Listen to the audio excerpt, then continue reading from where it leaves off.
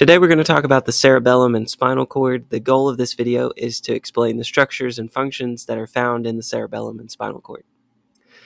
The cerebellum is found near the back of the skull, and it's the second largest part of the brain. I've highlighted it in yellow on this slide.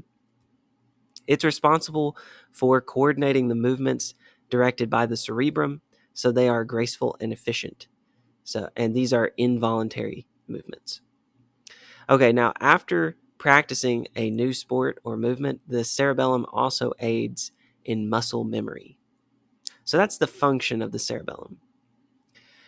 What are the structure and functions of the spinal cord?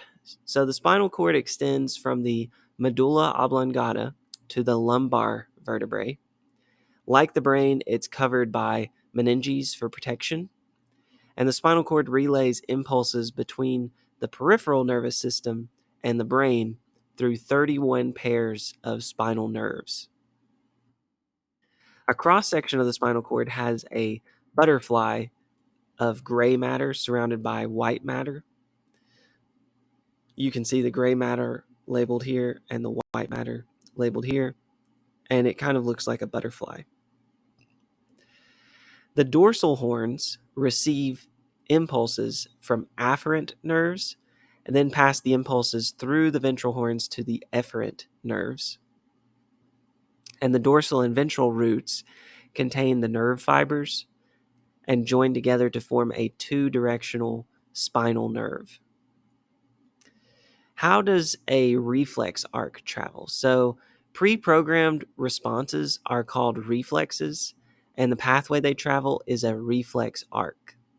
A reflex arc involves a receptor, sensory neurons, integration, motor neurons, and effector. And reflexes can be somatic, which means they involve skeletal muscles, or autonomic, so they involve smooth muscles. To sum up, the cerebellum coordinates movements so they are smooth and graceful. Extending from the brain is the spinal cord, which is made of gray and white matter.